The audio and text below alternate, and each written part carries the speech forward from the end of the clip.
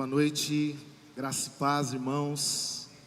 Uma alegria estar nessa noite aqui. Para aqueles que não estão acostumados com esse rosto, eu estou lá na plantação da nova igreja, Alvo, e nós estamos partindo agora em fevereiro para o 3º ano. E para mim tem sido um desafio, tem sido um momento muito especial para o meu ministério, para a minha família. E eu aqui até já quero deixar para você um convite. O último sábado de fevereiro nós vamos fazer uma festa lá no nosso espaço. E vai ser um tempo muito especial, vai ser já antecedendo ali o feriado de carnaval. E nós teremos algo muito especial. Se você ia viajar, tem algo muito melhor. Não vai ser as férias do seu ano, não. Vai ser um tempo muito importante que nós teremos e queremos dividir com você também. Se você também deseja fazer um treino esportivo, quero aproveitar e dizer que terça e quinta, às 19 horas, nós temos no nosso espaço lá, jiu-jitsu e muay thai. Vocês perceberam que eu não faço, né? Mas eu incentivo, eu encorajo, eu apoio, eu vou lá, faço devocional. E tem sido um tempo também de receber pessoas para a nossa comunidade de fé, através dessa estratégia. Está aberto para toda a igreja também, quem quiser treinar. É um tempo que a gente tem ali franqueado para quem quiser. Quero convidar você a abrir a sua Bíblia comigo em Apocalipse capítulo 1. Esse mês as mensagens têm sido dirigidas pela visão. A visão que a igreja tem para esse ano e para a caminhada. Uma igreja para a cidade, uma igreja imperfeita, de famílias que são sim diferentes, mas que têm a mesma busca, o mesmo desejo, a mesma fé. E é pensando um pouco nessa visão que Deus tem dado à igreja, à liderança, aos pastores, ao conselho também, que eu quero convidar você a olhar comigo dos versos 9 até o verso 20 de Apocalipse 1. A palavra do Senhor diz: Eu, João, irmão e companheiro de vocês no sofrimento, no reino e na perseverança em Jesus, estava na ilha de Patmos por causa da palavra de Deus e do testemunho de Jesus. No dia do Senhor achei-me no Espírito e ouvi por trás de mim uma voz forte, como de trombeta, que dizia: escrevam num livro o que você vê e envia a estas 7 igrejas: Éfeso, Esmirna, Pérgamo, Tiatira, Sardes, Filadélfia e Laodiceia. Voltei-me para ver quem falava comigo. Voltando-me, vi 7 candelabros de ouro, e entre os candelabros alguém semelhante a um filho do homem, com uma veste que chegava aos seus pés e um cinturão de ouro ao redor do peito. Sua cabeça e seus cabelos eram brancos como a lã, tão brancos quanto a neve, e seus olhos eram como chama de fogo. Seus pés eram como bronze numa fornalha ardente, e sua voz como um som de muitas águas. Tinha em sua mão direita 7 estrelas, e da sua boca saiu uma espada afiada de 2 gumes. Sua face era como o sol quando brilha em todo o seu fulgor. Quando vi, caí aos seus pés como morto. Então ele colocou a sua mão direita sobre mim e disse: não tenha medo, eu sou o primeiro e o último, sou aquele que vive. Estive morto, mas agora estou vivo para todo sempre, e tenho as chaves da morte e do Hades. Escreva, pois, essas coisas que você viu, tanto as presentes como as que acontecerão. Este é o mistério das 7 estrelas que você viu em minha mão direita, e dos 7 candelabros. As 7 estrelas são os anjos das 7 igrejas, e os 7 candelabros são as 7 igrejas. Feche seus olhos mais uma vez. Pai, fala ao nosso coração nesse tempo, através da Tua palavra, dirige a nossa vida. Obrigado por aquilo que já cantamos aqui, que revele a Tua presença, a Tua glória, a Tua vontade no nosso meio, e que agora o Teu Espírito Santo soe a cada coração, aqui nesse espaço e por onde essa palavra chegar. Essa é a minha oração, em nome de Jesus, amém.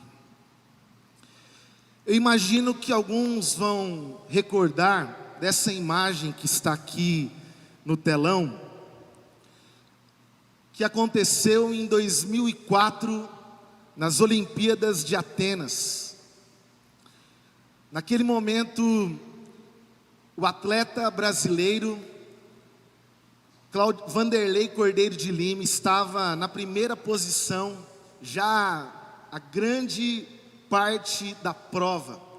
Era uma maratona de 35 quilômetros, e ele estava bem na prova, talvez já na esperança de ganhar o primeiro ouro, e ele foi surpreendido com um religioso irlandês que entrou na pista e tentou impedir que ele continuasse a corrida, que ele prosseguisse na prova, e ele quase para diante daquelas circunstâncias, mas o atleta conseguiu ainda dar sequência na corrida, e ele chegou em terceiro lugar, ganhou a medalha de bronze, e quando ele entra no estádio, toda a torcida fica em pé e começa a ovacionar o Vanderlei pelo feito, depois da circunstância que ele enfrentou, porque mesmo tendo sido parado,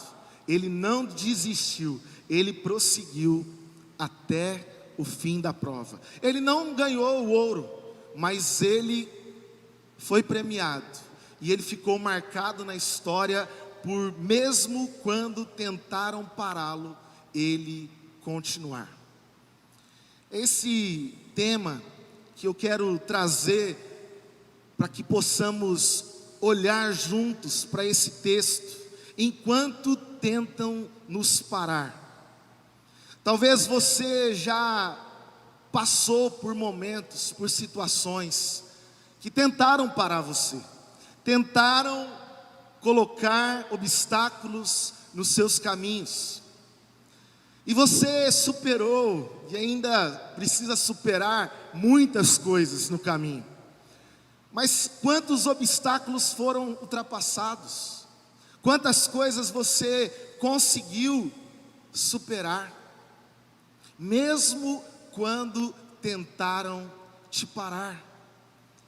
A Bíblia relata história de muitos homens, de muitas pessoas que tinham um propósito, mas que foram tentadas a parar no caminho. Se você lembrar da história de José do Egito, ele é jogado num poço, ele é vendido pelos seus irmãos aos egípcios, mas enquanto estão tentando impedir José, Deus tem o propósito de fazer José governador do Egito. Moisés e Esther, antes de se levantarem como libertadores, enfrentaram circunstâncias que pareciam que eles seriam impedidos, parados no caminho. Quando nós olhamos para o sofrimento e as lutas de Jó, a gente fala, poxa vida, eu pararia já na primeira situação ali que ele enfrenta com seus filhos, perdendo seus filhos. Mas Deus restitui a sorte de Jó enquanto ele está sendo parado pelas lutas, pela dor, pelo sofrimento. Daniel, seus amigos, Sadraque, Mesaque, Abidnego, estão enfrentando oposições claras. Eles enfrentam ali, como Daniel enfrentou a cova dos leões, os seus amigos a fornalha, mas eles foram diferenciados em sua geração. Eles não foram impedidos por conta dessas dificuldades. E quando eu olho para a história da igreja, quando eu olho para a história da nossa fé, a gente já vê em Atos o primeiro mártir, Estevão, que sofreu pelo Evangelho, sofreu por servir e amar a Deus. Nós conhecemos a história protestante, pré-reformadores, reformadores perseguidos, mortos, mas que não foram impedidos de trazer até aqui aquilo que hoje nós confessamos como igreja. A igreja teve obstáculos em todos os momentos da história, mas a igreja está aqui. Esta igreja tem 90 anos apenas nessa cidade. Quantas coisas vieram no caminho para impedi-la? Ela está aqui, glória a Deus por isso. Deus tem sido fiel até esse momento.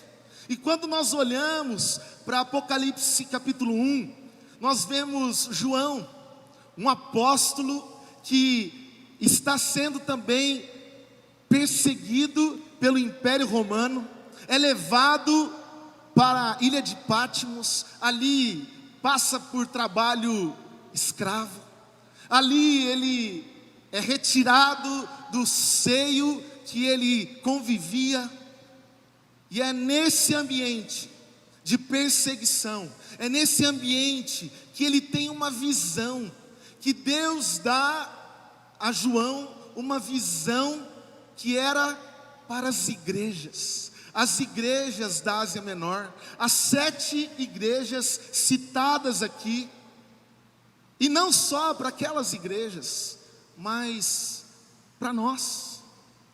É uma visão que me inspira, te inspira, porque a visão deve impulsionar a igreja a viver aquilo que Deus tem preparado para ela. E quando nós olhamos aqui João sendo perseguido, sendo levado, e mesmo assim, a Bíblia cita ali que ele, em um momento fora do corpo, mostrando que não era uma experiência tão somente carnal, mas uma experiência espiritual, uma visitação de Deus no meio da sua angústia, no meio do exílio, no meio do lugar aonde ele está esquecido, e Deus o visita. Eu queria que você lembrasse hoje que Deus nos visita nos momentos mais sombrios da nossa vida, nos momentos mais difíceis. Creia que Deus vem, Deus traz uma visão, Deus se revela, Deus se apresenta, Deus mostra aquilo que Ele tem para cada um de nós. E é isso que João está experimentando aqui. Ele vê uma revelação clara de Deus. Eu sei que muita gente, quando vai para Apocalipse, fica com aqueles medos bobos, né? Falar, não, é um livro que fala do fim, é um livro enigmático. Mas se você perceber, Apocalipse, ele tem uma missão muito clara. E uma delas é consolar e trazer esperança para aqueles que estavam sendo perseguidos. Não é um livro de terror, não é um livro para você dizer, não, esse eu pulo, ou é muito difícil. Não, é crer que a visão que Deus traz em Apocalipse revela e tira todo o véu. Apocalipse significa isso, revelar, tirar o véu. A teologia de Apocalipse se enquadra sim na escatologia, o tempo do fim, mas na verdade anunciando o começo, anunciando aquilo que Deus quer trazer para o seu povo. Eu fico imaginando como igreja, será que nós temos vivido diante da revelação, diante da visão que Deus tem para nós? Ou temos caminhado segundo o nosso desejo, segundo as nossas boas ideias? E eu sempre me achei um pastor com boa ideia, viu? A equipe pastoral aqui me conhece já há um bom tempo, sabem que eu gosto de evento, e eu sempre gostava de movimentar, vamos fazer um evento. Esses dias eu estava lembrando de um evento muito legal que a gente fez em 2012 aqui. Mas eu, nesse desafio de começar a plantar uma nova igreja, no primeiro ano eu entrei numa crise, porque eu não tinha uma boa ideia. Eu não sabia o que trazer além de um culto de domingo. E eu fui compartilhar isso para minha liderança. Eu falei assim: gente, eu estou achando que está faltando alguma coisa, mas eu não tenho nenhuma ideia, eu não tenho nenhuma sugestão. E olharam para mim com um olhar de misericórdia e falaram: pastor, está tudo bem, vamos continuar do jeito que está. Porque às vezes nós dependemos de uma boa ideia, de uma boa visão para ser a igreja que Deus quer, e nos esquecemos que na verdade é a visão, é a revelação, é aquilo que Deus traz que deve mover o ser a igreja. Porque no meio desse caminho ainda virão os impedimentos, as dificuldades, as crises, uma pandemia. Qual igreja não assustou com uma pandemia? Fecha tudo. Lá no Alvo fazia um mês que a gente tinha começado a transmitir um culto com celular. Pandemia, só transmissão. E as programações, e agora? O que nós vamos fazer? O que nos dá um conforto, uma certeza, é o que está em Mateus 16, 18. Eu lhes digo, você é Pedro, sobre esta pedra edificarei a minha igreja, e as portas do inferno não prevalecerão contra ela. A garantia é do próprio Deus. Até porque, se nós olharmos para esse texto, para a visão de João, é possível que uma igreja física acabe na terra. É possível. O texto chega a dizer que pode um candelabro ser apagado, se ele não cumprir com o seu papel, se ele não for luz, se ele não iluminar a cidade aonde está. E olha só, isso está sendo escrito para igrejas de uma cidade, não era de um bairro, não era de um guetinho gospel, era de uma cidade. Se vocês não cumprirem o seu propósito aqui, eu vou apagar. É possível que igrejas, como aconteceu na Europa e está acontecendo em outros lugares, morram. Mas a igreja de Cristo, ela é poderosa. A igreja de Cristo, ela é invencível. E eu não estou falando de uma placa, de uma denominação. Estou falando daqueles que foram comprados com o sangue de Jesus. Essa igreja nunca vai acabar. Essa igreja permanece para sempre. E a figura desse Cristo em Apocalipse, você percebe que é diferente dos evangelhos? Agora não é um Cristo paz e amor, não é um Cristo sofredor, servo. João, ele começa a ver um Cristo diferente.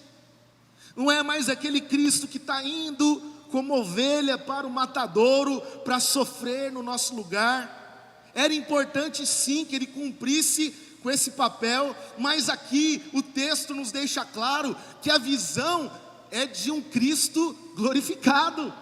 É um Cristo vencedor, é um Cristo que quando eu olho para Ele, eu sou inspirado a viver a vontade, os planos, o propósito dEle, aconteça o que acontecer.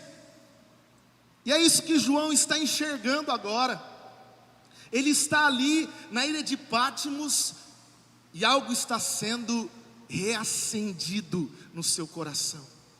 ele começa a ver, a partir aqui do verso de número 9, não apenas algo que deveria ser escrito, não apenas uma experiência espiritual, mas ele começa a dizer, lá no verso 12 no final, ele vê alguém semelhante ao Filho do Homem, que tem uma veste que chegava aos pés, e um cinturão de ouro, sua cabeça tem cabelos brancos, tão brancos como a neve, e olhos de fogo, pés como o bronze em uma fornalha ardente, o som da sua voz como muitas águas. A mão direita ele tem os seus líderes, ele tem também uma espada que sai afiada de 2 gumes da sua boca, a sua face é como luz que brilha mais que o fulgor. Quando eu vi, eu caí.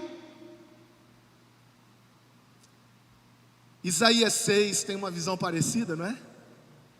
No ano na morte do rei Uzias, eu vi o Senhor assentado num alto e sublime trono. E ali ele começa a ver algo que mostra um trono de glória, um trono da presença. E ele começa a se prostrar, ele começa a confessar pecados, ele começa a reconhecer a sua dependência. Ele começa a dizer: eis-me aqui, eis-me aqui.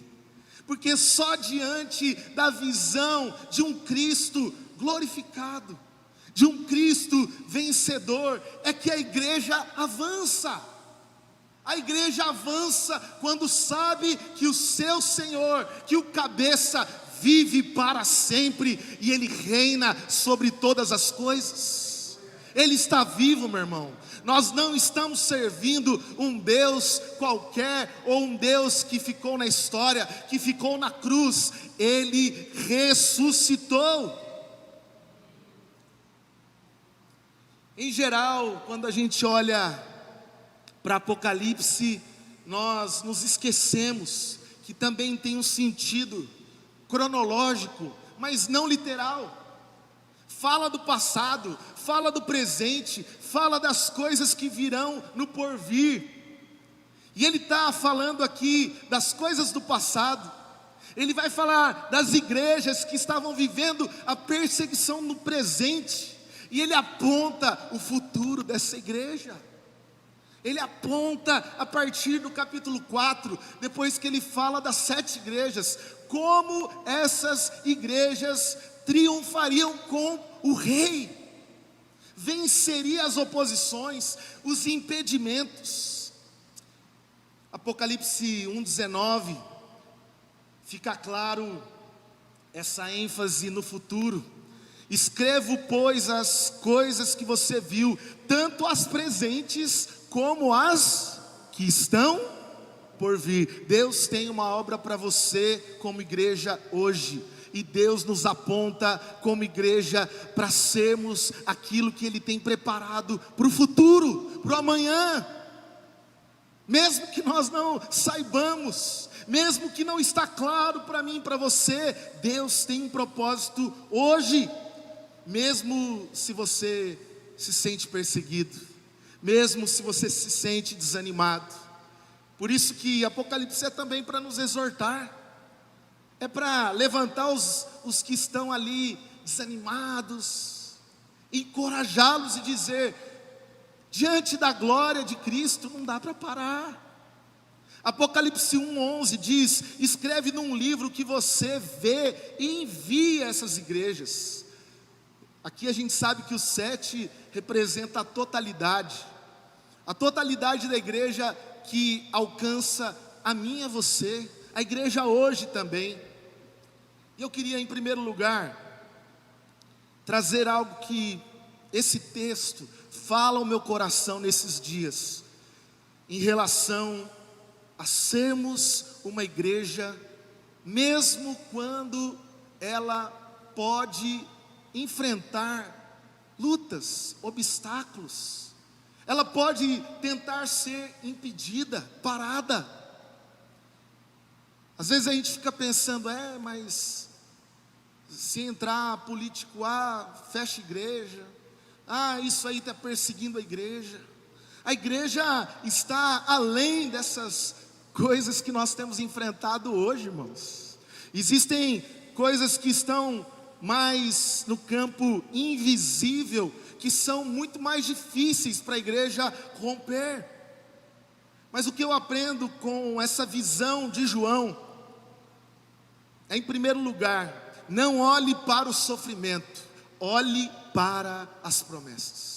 Não olhe para a dor, não olhe para as perseguições, não olhe para as oposições, não olhe para as dificuldades, nem pessoais, nem coletivas. Eu não estou dizendo que elas não existem ou que elas não acontecerão. Pelo contrário, os sofrimentos virão, fazem parte do processo. Ele está aqui sofrendo, ele está em Patmos, ele poderia estar em outro lugar. Outros sofreram. A igreja em tantos países que nós conhecemos e temos missionários, ela é perseguida. Nós hoje aqui estamos como cristãos na praia de férias, enquanto a pandemia passa. Esquecemos da nossa missão. E qualquer coisa para a gente. Não dá, pastor. É difícil, é muita dor, é muita luta. E João está dizendo: não olhem, eu sou companheiro de vocês de dor, eu passo pelas dores que vocês passam, mas não olhe para isso. Ele tem uma promessa futura para nós, e isso nos inspira a prosseguir. A visão nos faz olhar para as promessas e não para as dificuldades. Filipenses 1:29: pois a vocês tenho dado o privilégio não apenas de crer em Cristo, mas também de sofrer por Ele.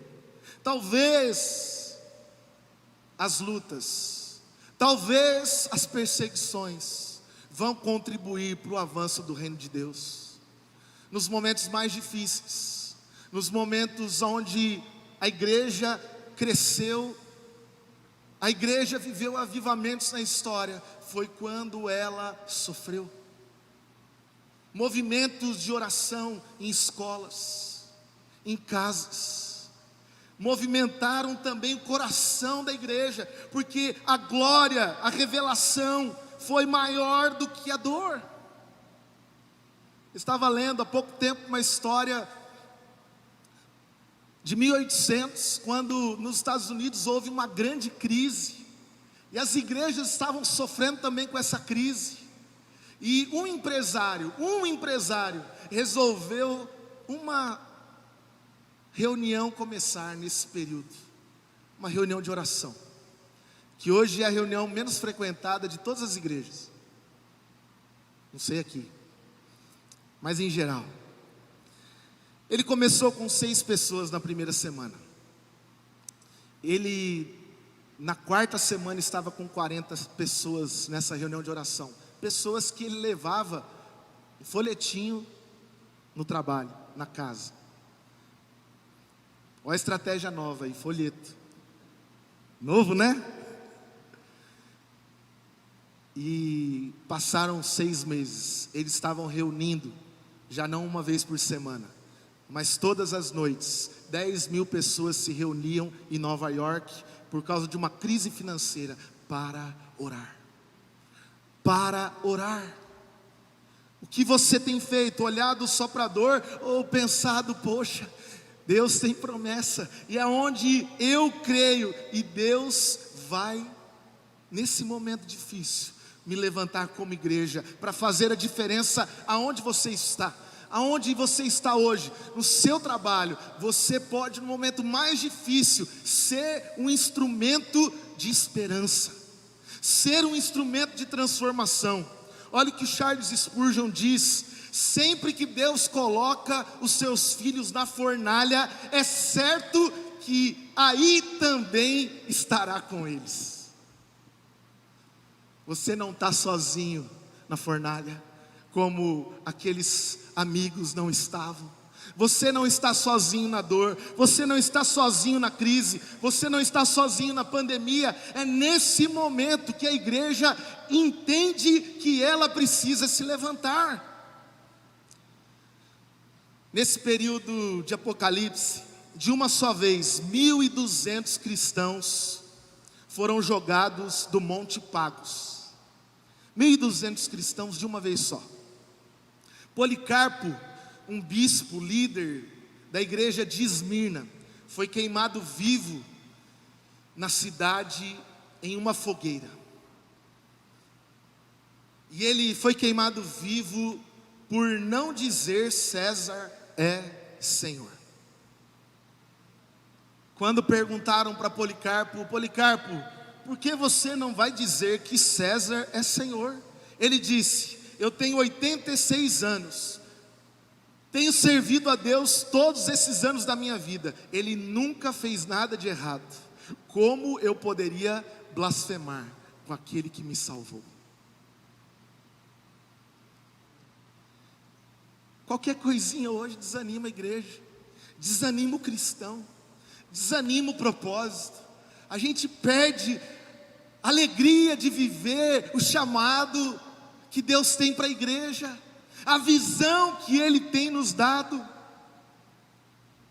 Às vezes nós precisamos orar como pastores antigos das fazendas oravam, porque era comum, quando as colheitas eram tomadas de pragas, os fazendeiros iam para a igreja na semana seguinte, e esse pastor orava, manda praga, Senhor, manda praga, porque a gente se acomoda, a gente esquece, a gente segue sem essa perspectiva da visão da glória. E eu quero terminar olhando para aquilo que João também tem aqui nessa visão. Porque diante de uma visão gloriosa de Cristo, nós só temos uma escolha: sermos luzeiros nesse mundo. Se em primeiro lugar nós não podemos olhar para outro lugar, senão para as promessas. Não olhe para o sofrimento, olhe para as promessas. Tenha a visão da glória de Cristo, porque você é luz ou não é nada. A igreja diante da glória, ela é luz ou ela não serve para nada. E é isso que o texto aqui está dizendo. Pois escreva estas coisas, tanto no presente, que elas acontecerão. E o mistério dessas 7 estrelas e desses 7 candelabros, porque a Bíblia diz que se eles não servissem para o propósito que Jesus as colocou na terra, eles seriam apagados. Quanto crente apagado nos dias que nós vivemos. Quanta luz que era para brilhar está se desvanecendo. Mateus 5, no Sermão do Monte, fala que nós devemos ser sal e luz. Se não cumprirmos com essa função, não tem necessidade, não tem utilidade. Para que colocar um candelabro e ele não iluminar? Para que colocar uma igreja na cidade se ela não for luz? E eu tenho que dizer, Deus, se eu não for luz lá no alvo, não tem função. E é diante da visão da glória, porque a glória é do próprio Cristo. O que o texto fala aí? Quando eu olhei para ele, ele era semelhante a um filho do homem. Ele tinha olhos de fogo, ele tinha o seu rosto brilhando. A luz é quando você reflete quem o próprio Cristo é na tua vida, é na vida da igreja. Eu quero concluir com essa história, ainda passando por esse período de pandemia que a igreja tem enfrentado com coragem, com dificuldade, mas com muita fé. Por volta dos anos 180 depois de Cristo, uma pandemia de varíola varreu o Império Romano. Varreu, a ponto da doença ser altamente contagiosa e letal, que atingiu o imperador Marco Antônio e ele morreu. O pânico, a desesperança era intenso, e as famílias deixavam para trás tudo que tinham para escapar, iam embora, iam para outro canto, fugiam. E os cristãos, o que fizeram? Os cristãos estavam ainda passando por um período de perseguição. Eles foram maltratados pelo Império Romano. Eles foram pegos, mortos, muitos deles. E agora os filhos estão vendo aquele povo que matou seus pais morrerem de uma pandemia, de uma varíola. Mas o cristão, entendendo que os sofrimentos são apenas oportunidades para revelar o seu propósito, não saíram, não foram embora da cidade, não deixaram de ficar junto ao Império Romano. E naquele momento, eles cuidaram dos seus adversários. Eles acolhiam os doentes, eles colocavam as mãos, eles tratavam as suas enfermidades, eles amavam aquelas pessoas que haviam perseguido. Eles fizeram um papel que só a igreja de Cristo pode fazer na terra: ser luz, entender que estamos aqui com propósito, e somos igreja para a cidade, para todos, não só para quem está aqui, não só para aqueles que pensam como nós, para aqueles que atacam a igreja, para aqueles que maltratam a igreja, para aqueles que odeiam a igreja. E eu fico imaginando, os cristãos viram nessa, não chegou a ser uma pandemia, mas viram nessa situação uma oportunidade de testemunhar o amor de Cristo. Eu fico imaginando aquelas pessoas sendo cuidadas pelos cristãos e querendo entender o porquê. Por que vocês estão cuidando de mim? É por isso que nós damos o outro lado da face. É por isso que nós andamos a segunda milha. É por isso que nós entregamos a capa e a túnica também. É por isso que nós abrimos mão da vaidade. É por isso que nós fazemos o que for necessário para cumprir aquilo que o reino quer nesse mundo. E a frase de A.W. Tozer tem me inspirado nesses dias. Desde quando começou a pandemia, essa frase tem me acompanhado. O mundo assustado precisa de uma igreja corajosa. Um mundo assustado precisa de uma igreja corajosa. Qual tem sido a visão? Qual tem sido a visão para você ser igreja? Você quer que compartilhem aqui com vocês o lema, cada detalhe da visão? Eu creio que os pastores vão fazer isso, vão ensinar, vão orientar, mas não perca aquilo que Deus tem para nós, que é diante da glória dEle, diante da revelação de quem Ele é. Seja no momento mais difícil, não olhar para a dor, não olhar para o sofrimento, olhar para as promessas, ter a visão da glória de Deus e decidir ser luzeiro nesse mundo.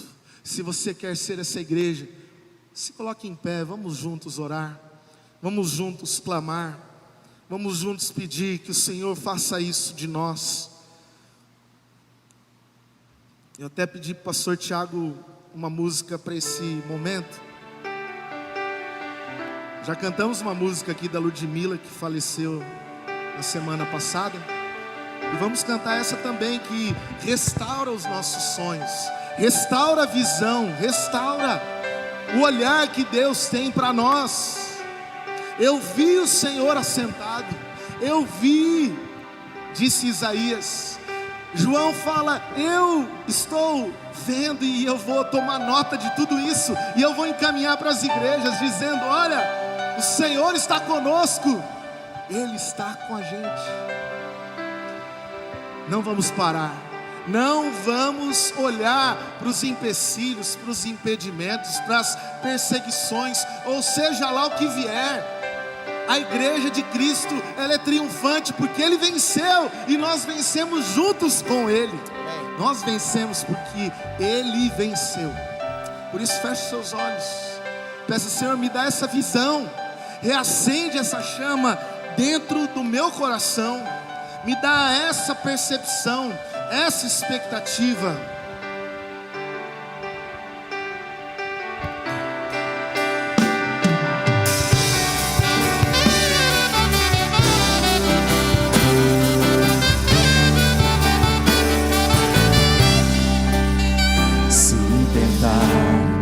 Matar os teus sonhos, sufocando o teu coração. Se lançaram você numa cova e ferido perdeu a visão. Se tentaram matar os teus sonhos, sufocando o teu coração.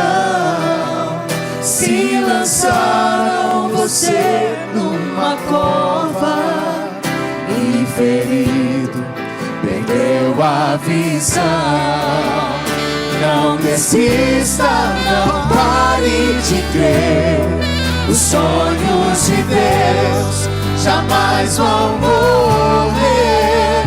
Não desista, não pare de lutar, não pare de adorar. Levanta os teus olhos e vê, Deus está restaurando os teus sonhos e a tua visão.